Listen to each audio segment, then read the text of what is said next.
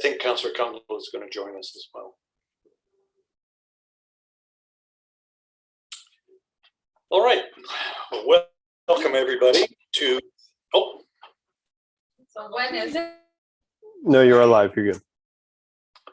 All right, thank you very much. Welcome to everybody to the City Building Committee. And we have a fairly long agenda because we didn't have one meeting last month. So we will move right onto it. The very first thing on the agenda is a presentation concerning the LLD or LDD moths, also known as gypsy moths once upon a time. So can I call on the staff member that whoever is doing this presentation?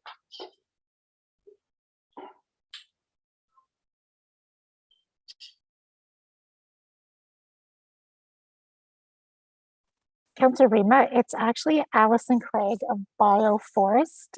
She's providing the presentation. All right, I see Alison there. So Alison, the floor is yours.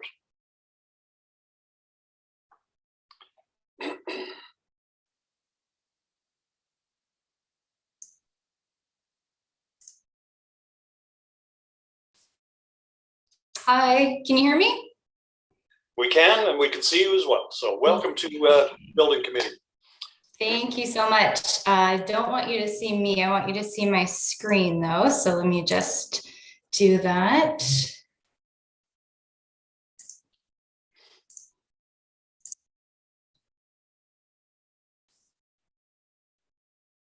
There you go. How does that look?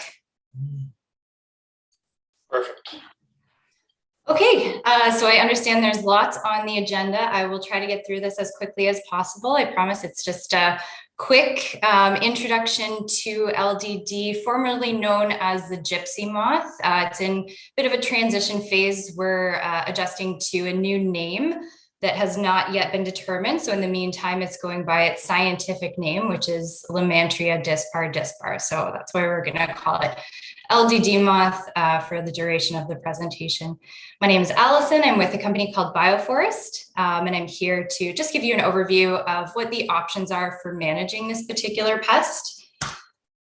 A bit of background, myself and the company Bioforest, we have over 25 years of invasive species monitoring and management experience, 10 of which focusing on LDD moth specifically. A bunch of clients across Southern Ontario, including Barrie for the past couple of years. Our team consists of certified arborists, registered professional foresters, tree risk assessment qualified staff, and R&D as well. And we were acquired by a larger organization called Lallemande in 2018. And since that time, we've been leading their forestry department, which is within their plant healthcare division. So just a couple of kind of introductory remarks when it comes to managing this particular pest. The first thing that's important to consider when thinking about management is what are your overall objectives? Are you looking to protect the foliage and the tree canopy? Are you concerned about tree health? Would you like to maintain recreational value, aesthetic value? What really is the overall goal for intervention and management? And important to keep in mind is that control does not affect the outbreak dynamics of this pest. So whatever management you are enacting, that's effective to protect the tree canopy in that particular year. It's not going to affect the overall population dynamics of this particular pest. So there's a couple different options. They fit into 3 different categories: mechanical control, chemical control, and then no control. So I'll just briefly touch on each of the options that fit within those categories, what their pros and cons are, and what situations they're most applicable and effective for.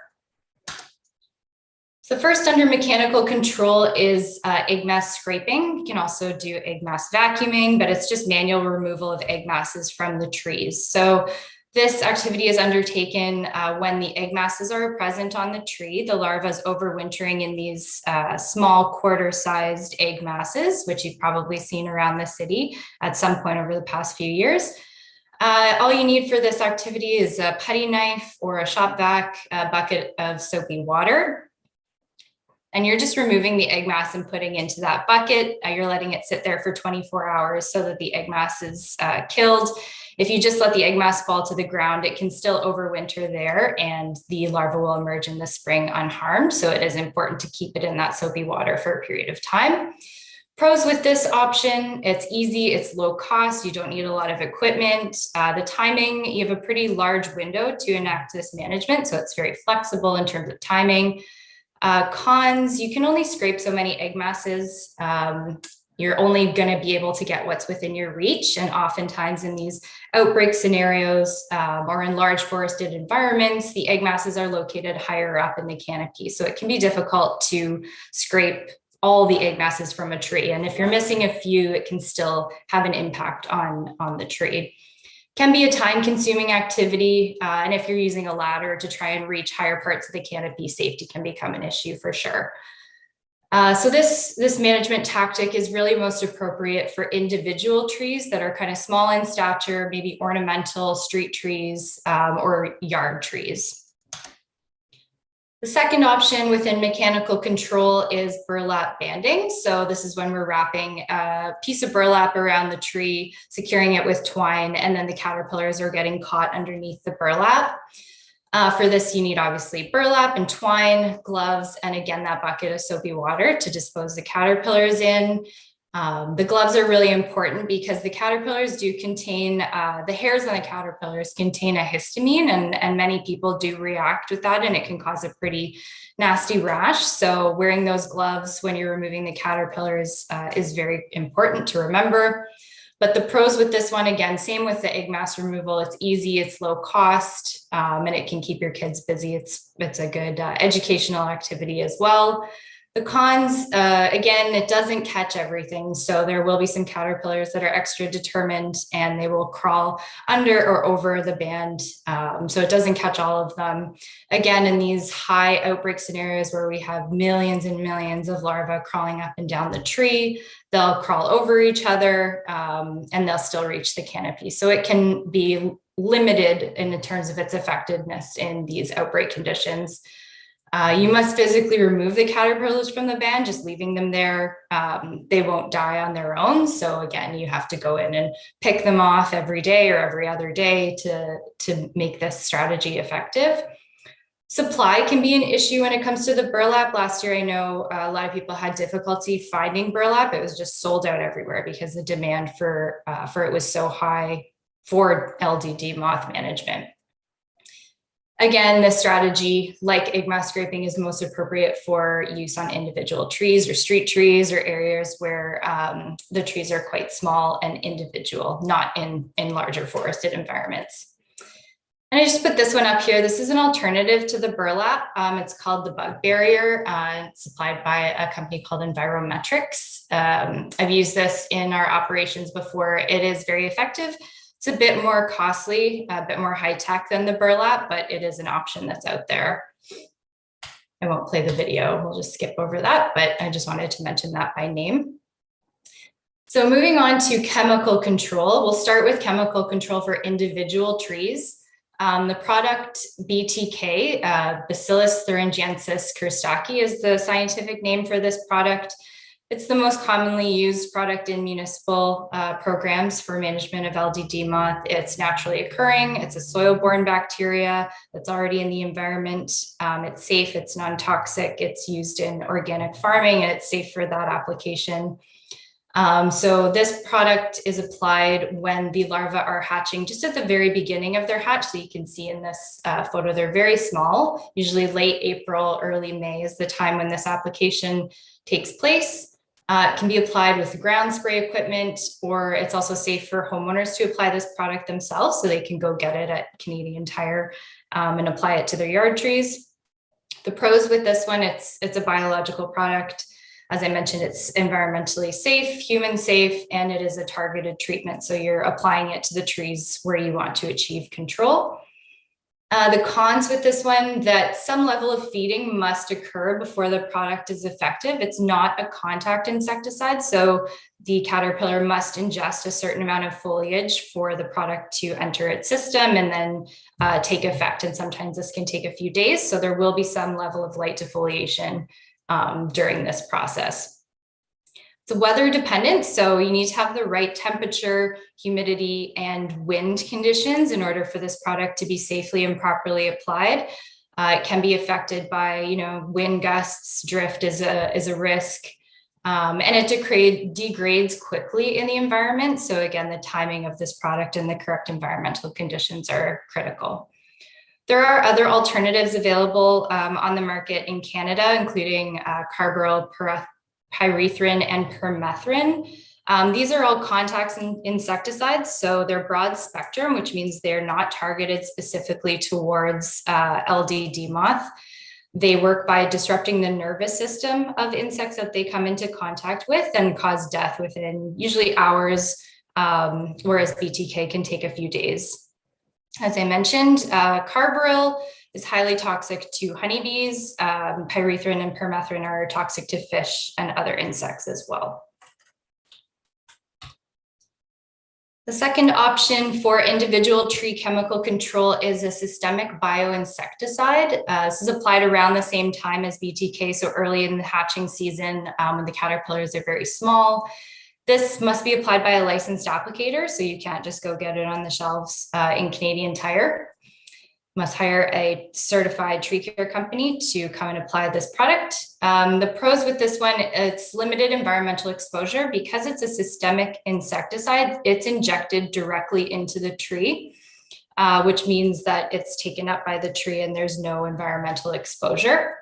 It's also a biological product, which is a pro. It's targeted, not weather dependent, again, because it's systemic and taken up internally by the tree. It's not affected by the external weather conditions.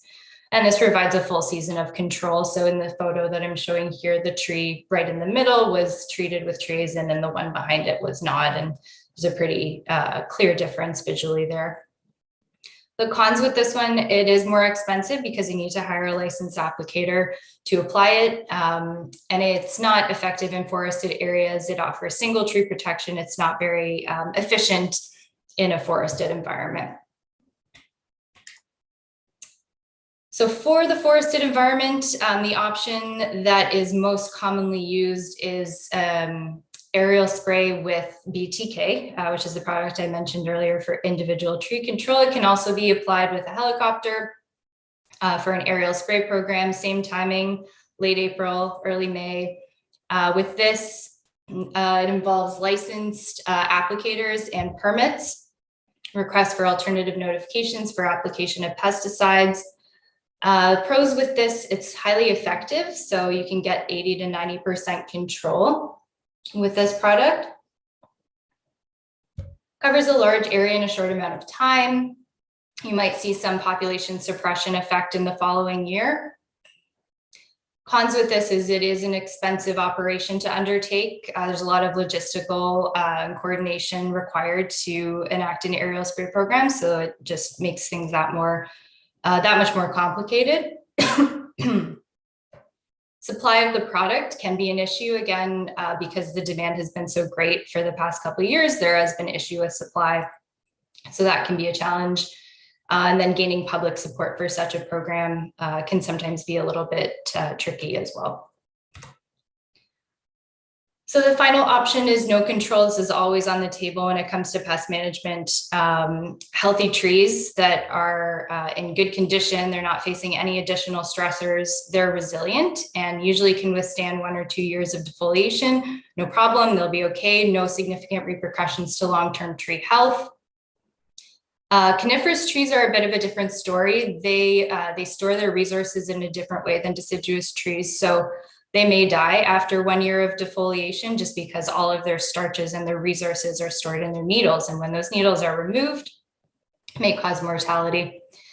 We've seen pines of all different species, Norway and white spruce be affected, as well as blue spruce. The pros with this option, the cost of no control is minimal. It's not as expensive as the other options, that's for sure. Pest is cyclical, so eventually it will naturally collapse. So you're just kind of letting nature do its thing until that time. And most trees will not die. LDD moth is not usually the primary killer of trees. It's usually an assisted mortality factor. So there's other stresses that are enacting on those trees simultaneously that cause them to get weak and die. The cons with this is that, it is possible that some trees, because they're experiencing other issues, will start to die back. And when that happens, the costs can be unpredictable. Hazardous conditions may emerge because large branches have died. And that's just a natural, outcome of not managing the pest. Public perception of not taking any action. I have seen this, become a bit of a negative issue in the press. Caterpillar-human interactions can be a negative outcome, the allergic reaction that I mentioned earlier. And the public may decide to take matters into their own hands, resulting in different pesticides and a proliferation of pesticides less desirable in the environment. Regardless of whether there is control or no control, this is under the slide, no control, but it doesn't really matter. Any option, any management strategy should be really supported by a strong public outreach and communication program. This is really helpful for educating residents, engaging people, helping them to understand the nature of the problem and what the city is doing about it. This picture I took last year in a mature neighborhood in Mississauga just gives you an idea of kind of the progression of what you might expect to see under a no control scenario. So these are all oak trees, completely defoliated by the end of June. Unfortunately, I forgot to take the most critical picture was in August when they've all refoliated, but they will refoliate. This is from Barrie in 2020. I snapped this. When they do refoliate, the foliage is just thinner. It's a little misshapen. It's a bit chlorotic, so it's discolored. It's not as full as the original foliage, but the leaves do come back, and this is kind of what it looks like.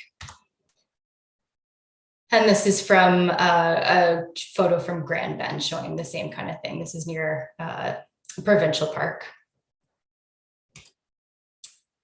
Finally, whatever situation or whatever option is chosen, the best way to support your LDD moth program is through annual monitoring so that you can keep your finger on the pulse of the population and understand the dynamics that are at play in your environment. Barrie already does this through egg mass surveys. So you're looking at egg mass densities, which help to forecast the defoliation risk for the following year. And then this is supported by defoliation surveys that are conducted in the summer. These record the actual level of defoliation because sometimes there's a little bit of difference between what we predict is going to happen and what actually happens. Weather and redistribution can change those actual impacts. So this is really important as well. And all of this goes to, making informed decisions backed by data and in-field observations. So it's really important in an LDD moth program. And that's it. Well, thank you very much, Allison. Very informative. Any questions for the presenter? Councillor Congo. Thank you, Chair Rietma. Through you to Ms. Craig. Thank you for the presentation. I've got a couple of questions. Correct me if I'm wrong, but my awareness is that when we've been monitoring the gypsy moth infestation and population, we're coming into year 3, which typically is kind of assumed to be that we've hit the peak, we're going to come out and still monitor populations, but really we can expect to see less of a dramatic population than we did last year. Is that correct? Yes, generally what we've seen. Year 3 is kind of a pivotal year. It's not a guaranteed collapse. This pest is behaving a little bit differently in different environments. So there are some cities that we're working with that are going into their 4th year of outbreaks. But generally across the province, it's not common for them to sustain past 3 or 4 years. Yeah. Thank you for that. And in follow-up to that, we had been getting lots of attention, I think, for those of us, Deputy Mayor Barry Ward in Ward 4, Robert Thompson in Ward 5. My ward sits on the boundary with some wooded lots with spring water. So we've got kind of a City of Barry 2020 heat map on the major infestation areas that we experienced. We did put some money into the budget, and I'll come to that maybe with some staff in a moment. But what we saw while we were still seeing a bit of an issue with the amount of caterpillars this year was my understanding at the very end of June, we saw this kind of attention or reporting on the NPV fungus. And that kind of hit the later stage of maturity of the caterpillar and kind of killed them off. So I didn't know if you could speak to that or what we might be seeing around. Does that have much of an impact on the amount of egg masses that we would have expected? And we're kind of already in a better position because of that fungus hitting them before they laid their eggs in August. Yeah, definitely. The NPV is usually the primary natural pathogen that causes a significant population collapse. So once that enters into the population, it's a density dependent disease. So the more caterpillars there are out there on the landscape, the greater effect that virus will have on the population. It's more easily spread from caterpillar to caterpillar. The more of them there are out there. So once that's in the population, it's a good chance that you're going to see a collapse in the following season. Yeah. My next question, if I may, Ms. Craig, and thank you for that response. A lot of residents that I've been in contact with were really concerned about tree health. So when you talk at the beginning of your presentation about what your goal is, I mean, I would say my goal is how do we help residents manage through this? You know, some talked about the impact around cost. One, not being able to take vacation when they could have through this pandemic because of the maintenance of their properties and their pools and just the significant issues with caterpillar waste impacting their properties. But also because they were trying to do whatever they could to manage the amount of foliage impact. And the concern was that it would kill the mature trees if there was a heavy infestation, or because we were coming out of year 2, trees that were impacted the year before might not make it because of the severity of the impact year over year. Can you speak to any concerns with, you know, or being able to answer resident concerns about what they should be looking for when kind of trees are starting to grow their leaves again in the spring, but also how do we know whether or not year over year impact would actually result in the death of a tree? Are certain trees more susceptible? We know these caterpillars kind of target about 4 different species of trees, to my awareness, or so. Yeah. So at the outset or at the end of the presentation, deciduous versus coniferous is a pretty significant distinction. So the deciduous trees usually can withstand 1, 2, I wouldn't go as far as 3 years of repeated defoliation. That's a bit much for them to sustain because they're using up a lot of resources to put out that second flush of leaves. So, I mean, the coniferous trees, on the other hand, they might succumb to mortality after just 1 year of defoliation. In terms of helping people decide whether now's the time to take action, I think because we've already seen 2 years of sustained defoliation or severe defoliation, if they're concerned with protecting tree health, this would be the year to do something about it. Just as an insurance policy, I think that's the best way to frame it. It might not be necessary. The NPV virus might cause a widespread collapse and there might not be the need, but you know, just to make sure that you don't see the same level of devastation, the caterpillar waste and maintaining of the property and all that, those other associated costs that come with managing this outbreak. This would be kind of the time to protect the trees on their property. Okay, that's helpful because I do want to still promote, we did set some funding aside to look at ways in which we might be able to support this. Different scenarios might be considered, but it's helpful to understand that it's still a critical year to look at how we can support residents or still continue our efforts where our parks and forestry staff, I think, have done a great job about supporting managing egg masses. So again, my understanding is we're coming into the season in the spring where we want to be scraping off any egg masses that we can identify. And then you've given great tips. This will be a great resource for residents to kind of review as a video. But within that, how soon do you think that should start? Is it too soon now while we're still in the cold weather to really do an effective job of removing it, or as we see it, do it? Yep, as you see it, do it, go for it. Now, anytime, so they lay their eggs usually at the end of August, and the egg masses are fair game until they start to hatch in late April. So anytime. I think that's mainly my questions. I think the rest have more to do with staff around next steps and some options, but I really appreciate your time in attending this evening and providing that update. Thank you. All right. Any other questions for Ms. Craig? None? Oh, Deputy Mayor Ward. Thank you, Councillor Chair Rietma. I only had one question. Thank you for the presentation, Ms. Craig. About aerial spraying, I've often wondered whether if you, for example, if we picked an area, an urban forest in Barrie to spray one of our park areas, does it have any effect on the LDD moth or in the surrounding area? In other words, does it only protect those trees and the moth population would be exactly the same a street away, or would it help reduce the numbers there? It protects the area that you spray. There's no reduction in the population. Yeah, nothing significant. Okay, thank you very much. Thank you. All right. Any other questions? Well, thank you very much, Ms. Craig. Appreciate that a lot. And we'll move on to our next presentation, which is to do with the wastewater asset management plan.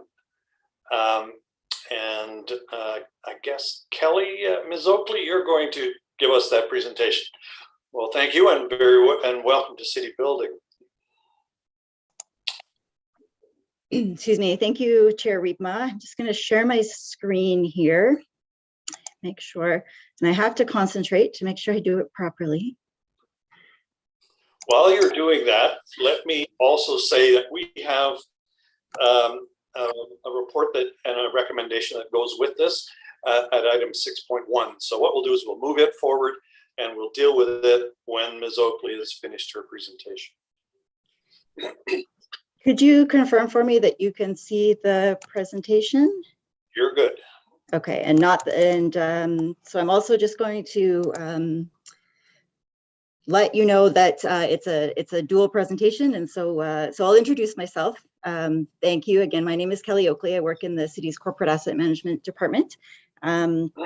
Tonight, Scott Druitt and I will be tag teaming this presentation, and so we will just get started.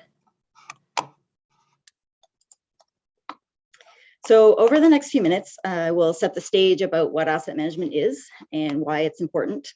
And knowing that you've heard some of this information before, I will be brief. And then I'll give you a bit of an update on where the city sits in terms of our compliance with provincial asset management regulation.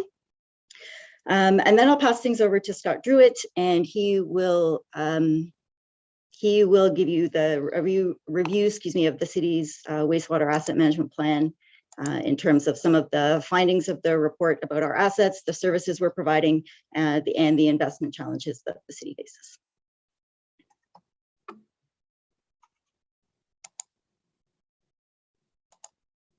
So the city of Barrie owns almost $6 billion worth of assets. And that includes the wastewater assets that we're discussing through this presentation, and also things like roads, facilities, parks, and fleet.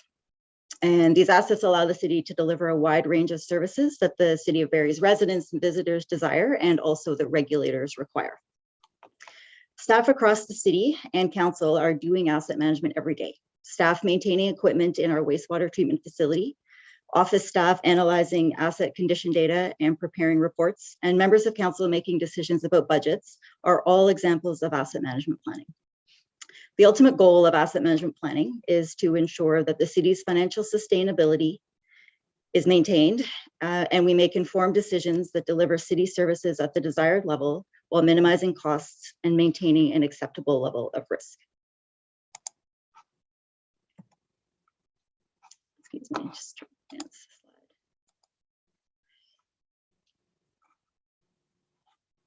excuse me, I'm having trouble working two monitors here. Here we go. You'll likely remember that we presented and council approved asset management plans on our stormwater and transportation assets in the spring of 2021. And then we also talked about the city's water assets in October of last year. So this presentation this evening focuses on wastewater assets, and it represents the last asset management plan related to core infrastructure assets for this round of updates. Ontario Regulation 588 requires that every municipality in Ontario have asset management plans in place for their core infrastructure assets by July of 2022. That means that following council approval of this asset management plan, the city will have met this milestone and will be compliant. Excuse me, committee will be pleased to hear as well that we've initiated work on asset management plans for our remaining assets, such as facilities and parks. And over the next couple of years, we'll be bringing the results of that work to you. And of course, it won't end there. We'll be continuing to implement recommendations from each of the asset management plans and continue to improve our data and allow you to improve decision-making over time. So with that high-level overview of what asset management is, why it's important, and where we go from there, let's get into the details of the wastewater asset management plan. And I'll turn the presentation over to Scott, the city's Senior Asset Management Program Coordinator. Thanks, Kelly. Good evening, everyone. The city's wastewater collection and treatment service is critical for our residents and businesses, as well as the environmental health of Lake Simcoe and the city's drinking water supply. The city delivers this service through a combination of local and trunk sewers, pumping stations, the wastewater treatment facility, and the Oro Medonte biosolids storage facility, which taken together are worth almost $1.4 billion. The majority of this $1.4 billion is in the wastewater treatment facility that receives the entire city's wastewater and discharges clean treated water to Kempenfelt Bay. The amazing teams in the city's infrastructure department manage these assets and maintain the high levels of service that our residents and businesses expect. And the corporate asset management team supports this work through data, condition assessment, and infrastructure planning. An important factor in understanding our wastewater assets is to understand how old they are. This graph illustrates a message we've shared before, that the majority of our assets are relatively new. To put this graph in perspective, the average estimated service life of our wastewater assets is 75 years, with some, such as mechanical components of our facilities, having shorter lives, and things like sewers and structural components having longer service lives. The benefit of having relatively new assets with long service lives is that we have a relatively few renewal needs in the near term. We should, however, prepare ourselves for the future, as this large cohort of infrastructure built over the last few decades ages together and eventually requires replacement. One of the values of asset management plans is that we can look ahead and plan for this need.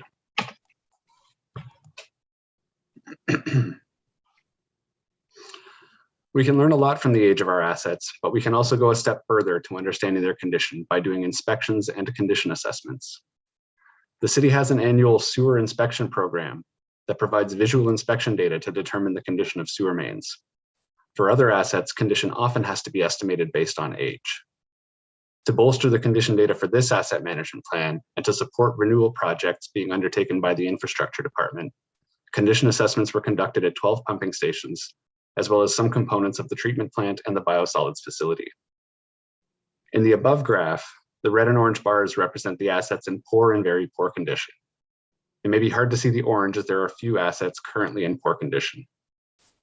The majority of these assets in very poor condition are components of the wastewater treatment facility. Many of these will be replaced or renewed over the next 10 years as part of planned upgrades of the plant, and staff are working to review and prioritize the remaining assets for renewal. The good news here is that this graph shows that the majority of our wastewater assets are in good to very good condition, as shown by the blue and green bars. This means that the city is currently in relatively good shape and has time to plan for the future. There's a direct connection between how we spend on assets and our service levels. And so everything the city does should be linked to the service we want to provide. Council can choose to adjust service levels by setting priorities and allocating budgets. If we underinvest, service levels drop and/or risk increases. While we're extremely unlikely to reduce service levels around treated wastewater quality, Underinvestment in these assets could mean more costly emergency repairs, longer service disruptions, and more unplanned reactive expenditures. If we want to increase our service level and reduce risk, then we need to appropriately resource. That means capital construction dollars and people to deliver those projects. It means fleet vehicles and people to operate them. For this asset management plan, we looked at our current levels of service and began to lay the groundwork for planning based on proposed or target levels of service. Importantly, the asset management plan also considers whether the current levels of service can be sustained over the 10-year planning period, including what life cycle activities are needed to achieve them and how much those life cycle activities cost. When there is insufficient funding, the city must make choices about which activities to undertake, and we need to understand the risks so that they can be mitigated. The provincial asset management regulation prescribes some key metrics that the city must use to measure levels of service, and also requires that we supplement this with any other measures that we use to help us manage our services. This slide shows a selection of the levels of service and performance measures that are presented in the asset management plan. You can see that the city's wastewater service is performing well. Most properties within the city are connected to sanitary sewers. Most assets are in good condition, and the quality of effluent that we discharge to Lake Simcoe is excellent. One opportunity for improvement is around the amount of extra water entering the wastewater system through inflow and infiltration. The city's capital plan includes a project to do just that by developing and implementing an inflow and infiltration reduction strategy.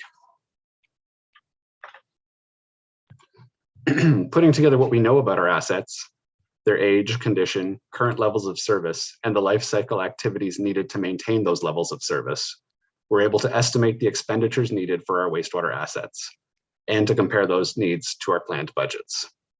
We'll look at the renewal needs first. The dark blue line in this graph shows the average annual spending needed to renew aging and deteriorated wastewater assets over the next 10 years. These needs are primarily related to components of the treatment plant, with smaller amounts needed to rehabilitate pumping stations and the biosolids facility and to replace aging sewer mains. The dashed red line represents the average investment budgeted or forecasted for wastewater asset renewal in the 2021 capital plan. The difference, or the infrastructure gap, is an average of $5.7 million per year. One important thing to point out here is that these averages only reflect the needs over the next 10 years. If we think back a few slides to the graph that showed when the wastewater assets were built, we'll see that 90% of our wastewater assets were built in the last 4 decades. These assets won't require replacement for a number of years, but when they do, it will be a lot. Considering our wastewater asset renewal needs over the long term, the average annual investment needed increases to close to $26 million per year. Long term, we will need to ensure that we match our investment levels to the needs of our assets, or this infrastructure gap will grow substantially in the future. Next, we'll look at operations and maintenance. Operation and maintenance includes everything from proactive flushing of sewers to keep them flowing, and the everyday monitoring and operating of our facilities, to reactive repairs in response to service issues and equipment failures. The operation and maintenance needs for our wastewater assets, shown as the red line in this graph, was modeled based on our existing assets and industry standard operation and maintenance activities for these types of assets. The blue bars represent the projected budget, including the budget and forecast from 2021 to 2024 based on the 2021 business plan. From 2025 to 2030, a 1% annual budget increase was assumed for illustrative purposes. As you can see, the graph shows an existing gap between our O&M needs and budgets in 2021. You can also see that the red line showing the O&M needs is increasing over time. This increase is based on new assets that are anticipated to be added to our wastewater system over the next 10 years, including city-built assets and upgrades to support growth, as well as assets expected to be assumed from developers. These increases do not include any inflation or other cost increases, so these are things that will add even more pressure to our operating budget over time. The key takeaway from this graph is that as the city grows, we will continue to take on more assets, and our O&M budgets must keep pace. Finally, we can look at our expansion and upgrade needs. The city's wastewater system requires substantial investment to meet regulatory requirements and to service growth. Over the next 10 years, the city is planning to spend over $370 million upgrading and expanding our wastewater assets. This is represented by the red dashed line on the graph. The relatively small infrastructure gap, represented here again by the difference between the red dashed and solid black lines, indicates that our capital plan is keeping pace with the needs to service growth. The gap here is very small in the context of the capital plan and not expected to impact service over the 10-year period.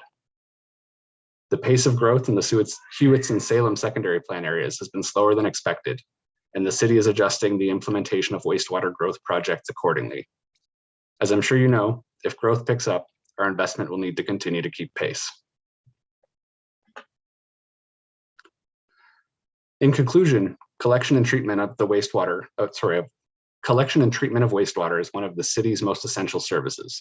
It provides sanitation and protects public safety and the environment. Thanks to the great work the city already does, our wastewater assets are generally in good condition, of adequate capacity, and performing well at delivering their intended service. There is a direct connection between the service level we provide to the public and how much we invest. Through our work on this wastewater asset management plan, we have identified the investment needs of our wastewater assets. Though we're in good shape now, we do have some infrastructure gaps. The underinvestment highlighted in previous slides means that we may face increased risks or service level impacts in future years. This may mean more interruptions to service, more money spent on emergency repairs rather than proactive maintenance. As our assets age, we need to be prepared for increased pressures. We can manage risks to some extent by prioritizing work on the most critical assets, but we must also be prepared to fund our increasing infrastructure needs over time. As Kelly mentioned earlier, this represents the last asset management plan for our core infrastructure assets, meaning that once council approves this wastewater asset management plan, the city will be compliant with the second major milestone of the provincial asset management regulation. We're proud of this accomplishment, but it doesn't mean that our work is finished. Asset management is an evolving process. As we continue to refine our data and better understand our assets, we gain an even better picture of what is needed and when. We will continue on our asset management journey for wastewater and other core infrastructure assets. And we are also moving on to our next goal and the next major milestone of the provincial regulation, the completion of asset management plans for Barrie's non-core assets. We're looking forward to sharing our future progress with you as we continue to strive to build a world-class asset management program for the city of Barrie. Thank you for your time. Kelly and I will be happy to answer any questions you have. Well, thank you very much, Scott and Kelly. And any questions? Mayor Lehman. Thanks. Sorry, I look like I'm in an interrogation room here. It just got dark in my office. Thank you very much for the presentation. I think it's fundamentally good news, especially when we put this up against our other classes of assets in terms of our master plan. It's an interesting story, though, I think, in that the capacity expansion needs, we seem to be at the right spending level. We're a little low on the renewal needs. Closing that gap, though, strikes me as feasible, given, by memory, our wastewater budget is in reasonable shape overall, and our reserve fund as well. Although the big asterisk in my question is the wastewater treatment plant. It's a combination of an expansion and renewal needs. I know, and that's not cheap. So I don't know, Kelly, whether you can answer this or whether it's a question for Craig. Does this master plan suggest that we have a funding hole in the wastewater budget going forward that we're really going to have to make a substantial move to address, or have we sort of put ourselves on the path to being close to where we need to be?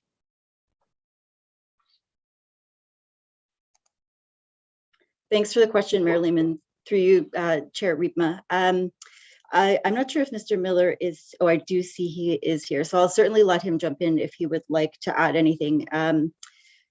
You're right, much of the work at the plant is funded through a combination of development charges as well as wastewater rate. I think that the long-range financial plan that was presented in 2021, as well as the water wastewater financial plan, also presented in 2021, do indicate that some rate increases are required into the future. And so certainly that's something that we'll be working on over the next few years as we look at our budgets and we continue to refine those projections. And Craig, I'm not sure if there's anything you wanted to add to that. Through you, Chairman Rietma, I have nothing to add. I think Kelly answered it well. And I know we're very short on time. My other real quick question is, in terms of effluent into Lake Simcoe, we made great progress at the plant in the early part of the last decade in reducing phosphorus concentrations, I believe mostly through process improvements and some upgrades. Do you anticipate that further work will be required to achieve a lower level of emissions? What I'm specifically asking about, I think it's, I've forgotten the technology, but I know it's fairly expensive, but you know, it does have a benefit in terms of reducing phosphorus emissions. So where do we sit with that?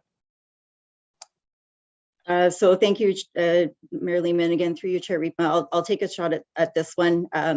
And I think there are some other staff who have more of the technical background, but we do have a project in our capital plan to implement what's called an MBR, or a membrane bioreactor technology at the plant. And that will certainly make a lot of improvements in terms of the city's ability to treat effluent and also facilitate growth because of that. And I see Mr. Iranius-Sundaran has turned on his camera, so certainly that is more his area of expertise than mine. So I will let him pop in and take that question if he's got anything to add. Sure. Bella? Thanks, Kelly, and through you, Chair Rietma, to Mayor Lehman. I know that was a good answer, Kelly. The only thing I would add is, you know, currently the treatment process we have does a great job of meeting the effluent requirements, and it almost operates at a level that's required to satisfy the future requirements. However, as the flows increase, that's when we need the new MBR technology to make sure that with increasing flows, we can still meet the high effluent requirements. So right now we are doing a great job, and that'll continue until we implement the MBR process, which is roughly a $200 million upgrade and expansion, which will be implemented over the next 8 to 10 years. And that'll make sure that with growth, we are still able to meet the high effluent standards that's required for Lake Simcoe. Thanks very much, Mr. Chair. The floating head of Jeff Lehman will now go turn his office lights on. All right. Councillor Natalie Harris, I saw you next. Thank you, Chair Rietma. Thank you for the presentation. Always so informative. My question is to Ms. Oakley. Councillor Morales and I had a good conversation with you and Mr. Iranius-Sundaran, and I just wanted to know, will potential improvement to our modeling system that we discussed with our water plan, will that include our wastewater plan as well? And if not, what would you need from City Council or from Building Committee to make that happen, to address the gap, the big gap? Through you, Councillor Rietma, through you, Chair Rietma, to Councillor Harris. While the direction that you provided to us was specific around the water assets, my expectation is that when we investigate a system to model the performance of our assets over time, we will also look at wastewater assets. There are a lot of parallels. The functionality in the system would likely be the same. And whether we're able to implement for all assets at the same time or through some sort of phased approach, much of the work that we have to do, at least to bring you a plan to implement, is the same. So I don't need any further direction from you to look at the wastewater assets as well. Perfect. Thank you so much for everything. All right. Councillor Congo. Thank you, Chair Rietma. I can take my question offline, but it did have to do specifically with the Little Lake Station. So Ms. Oakley, I'll connect with you offline if that makes sense, around just a significant volume of development we're seeing in that area, and trying to grow an appreciation for if we're just going to see, as members of council, considerations around impact to those certain stations based on development enhancements. That'll just naturally come through your assessment and into capital plans, I'm assuming. But I guess I had more deeper details that I'll take offline. All right, that's probably a good idea. Any other questions for Ms. Oakley or Mr. Duet? Mayor Lehman. If we're ready to move on, I'll move the approval of the wastewater management plan, Mr. Chair. Asset management plan. Terrific, terrific. Thank you. I was hoping you would do that, or somebody would do that. So we have on the floor then the approval of the wastewater management asset plan. It's item 6.1 on your agenda. Any discussion on that? If not, I will call the question. Are those in favor? Sure. Sorry. Voting in favor? Good. And any opposed? I don't see any. Okay. Sorry, I think I'm Sorry. confused. Yeah, Mr. Chair, I had, the comment I wanted to make was to say thank you to staff for the excellent work and the fact that we continue to be leaders in asset management for a municipality our size. And as the only lake with its own legislation in Ontario, it's particularly important that we get this right and our stormwater management plan right. And so it's good that we're good at it. And I really do appreciate the work of Ms. Oakley, Mr. Druitt, and their department. Okay. Appreciate that. All right. Any other comment? All right, then I guess we are ready for the motion, assuming that the technology works. All those in favor of the motion? All right, that carries. Thank you very much. And thank you, Ms. Oakley and Mr. Druitt, for a great presentation. All right, looking at the time, we have 9 minutes before we start planning committee. Mayor Lehman. I would quickly then move receipt of the report of the Communities in Bloom Committee from November 18th and the report of the Heritage Berry Committee dated December 8th. Those would be moved for receipt, and then there's a motion out of Heritage. Yes. All right. Any discussion on that? Seeing none, all in favor? Oh, sorry, Councillor Cumble. Sorry, I'll be very quick, but on behalf of the Communities in Bloom Committee, I did want to share some information. It has been decided that we're entering the Circle of Excellence evaluation, which means that judges will be coming to visit in 2022. Watch for information, but lots of great information that's going to come out of the March Communities in Bloom meeting. So 2022, we will be celebrating and ideally proclamating the Year of the Garden, and hopefully we'll see a lot of activities and initiatives underway shortly. Okay, thank you. All right, any further on that? All right, to receive those two reports, all those in favor? Thank you, that carries. Coming out of the Heritage meeting, can I have a motion to add 72 Burton Avenue to the Heritage Register? Can I have somebody? Thank you, Councillor Elwin. Any discussion? All right, all those in favor? That carries unanimously. Thank you. Somebody put on the report of the Active Transportation Committee, December 7th, and on the Arts Advisory Committee, December 21st. Mr. Chair. I'll move those, Mr. Chair. Thank you, Mayor Lehman. Any discussion on receiving those? None. Those in favor? Thank you. That's carried. All right. There is one motion coming out of the Arts Advisory Committee. It has to do with their mandate. It's as printed in your agenda. Can I have somebody put that on the floor, please? Thank you, Councillor Kungle. Any discussion on that? Seeing none, I'll call the question. Those in favor? Thank you. That carries. All right. So now we have the two reports, the Active Transportation Committee, January the 4th, and the Heritage Berry Committee, dated January the 12th. Can I have someone put those on the table for? Thank you, Mayor Lehman. Any discussion on receiving those? Seeing none, all those in favor? Thank you, that carries. There is the recommendation coming out of the Heritage Berry Committee, and that has to do with sponsorship and exploring sponsorship with BDAR. Can I have somebody put that on the floor, please? Thank you, Councillor Kungle. Any discussion? Super quick Uh, question. Yeah. Thanks, Mr. Chair. Yes, Mayor. I guess to Councillor Aylwin, did this come from BDAR or was this part of our team sponsorship, seeking sponsorship? Does anyone know? This is Heritage, not active transportation. So Councillor Rietma should be able to. Oh, I'm sorry. Of answer course that. it is Heritage. Yes, of course it is. Councillor Rietma. Yes, I'll speak for the Heritage Committee for the moment. Actually, it came about because one of our, we reached out to BDAR actually and said, you know, it's probably a good idea that your members know a little bit more about heritage and heritage buildings and that kind of thing.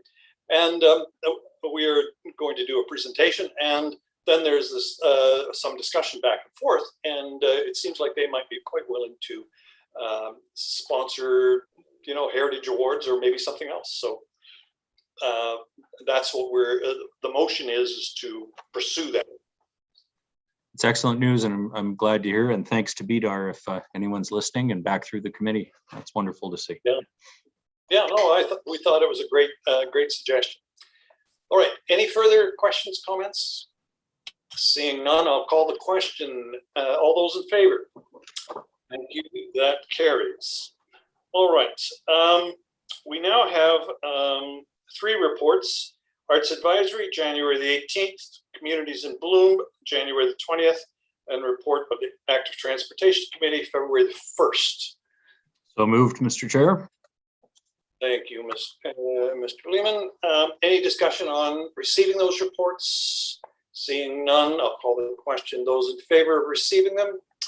Thank you. That carries. There is one recommendation that comes out of the Active Transportation Committee, Bike the Night, that the Active Transportation Sustainability Committee endorses a Bike the Night event for September 2022.